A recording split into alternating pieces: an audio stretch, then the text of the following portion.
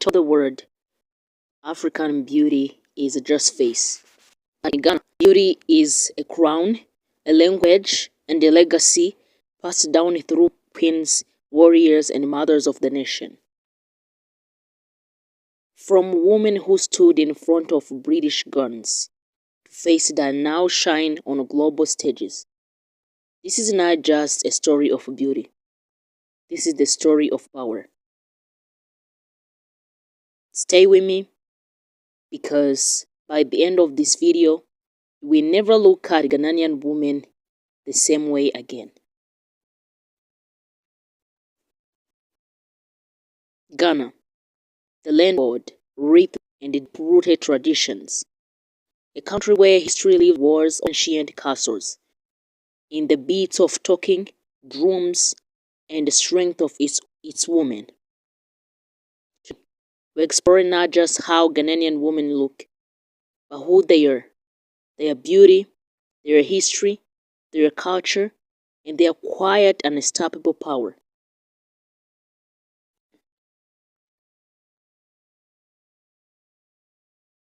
Before Ghana became Ghana, it was known to the world as the Gold Coast. Empires rose here, trade routes crossed here, and stories were written in gold, blood, and bravery. At the heart of those stories were women, not just as mothers of families, but as mothers of the kingdoms. In many Ghanaian societies, especially among the Akan people, lineage is traced through women.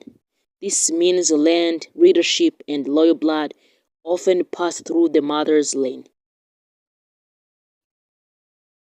Here, a woman is not just a part of history.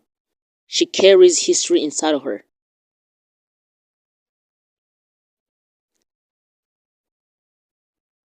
And what you are about to learn next is something most history books never teach.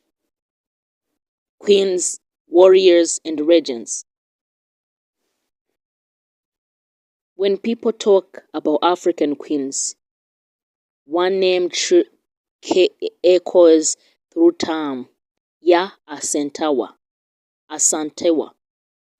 In 1900, when the British demanded the golden stool, the scarred symbol of the Ashanti people, the men hesitated, but a woman stood up. Ya Asantewa, a queen mother, rose and said, "If you, the men of Ashanti, will not go forward, then we will. We, the women, will fight." And they did. She led an army. She led a war. She led a nation. Her beauty was not in her face. It was in her courage. But yeah, Asantewa was only chapter in a much bigger history. In Ghana, beauty speaks before words do. It speaks in fabric, it speaks in beards, it speaks in scars, hairstyles, and symbols passed down for generations. Kente cloth is not just fashion. Every color tells a story. Gold for royalty, green for growth, black for spiritual strength. In many cultures, young girls are adorned with the beads to mark growth, womanhood, and identity. Here, beauty is not about impressing the world. It is about honoring your ancestors. And now let us meet the women who carry these traditions into the modern world. Today, Ghanaian women walk in two words: one foot in tradition and one foot in future. They are CEOs, designers, engineers, artists, mothers, and readers. From the busy streets of Accra to global runways and boardrooms, Ghanaian women are defining what African beauty looks like on the world stage.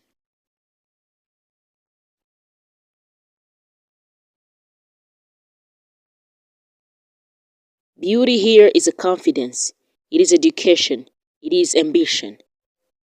But the real beauty story doesn't end in the cities, it begins in the villages. In Ghana's villages, women rise before the sun. They farm, they cook, they teach, they trade. They are the backbone of families and the heartbeat of communities. In the quiet rhythm of pounding fufu, fetching water, and selling goods in market, there is a kind of beauty no camera can fully capture or see. It is a beauty of survival, the beauty of sacrifice, the beauty of love. And yet, even with all this strength, Ghanaian women still face challenges the world rarely talks about. Behind the colorful fabrics and warm smiles are real battles.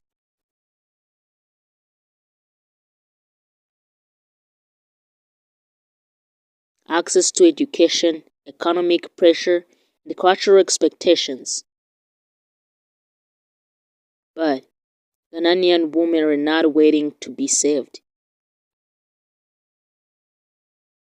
They are building schools, starting businesses, leading movements. Their beauty is not fragile, it is unbreakable. So, what does Ghanaian beauty really mean in the end? Ghanaian beauty is not just something you see,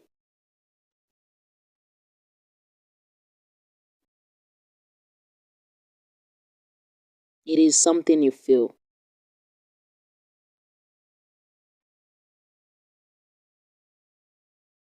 It is the life, it lives in the courage of queens, in the hands of farmers, in the dreams of young girls.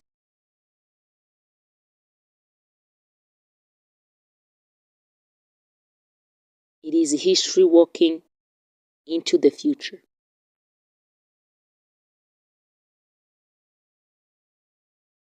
And every Ghanaian woman carries a piece of that golden legacy.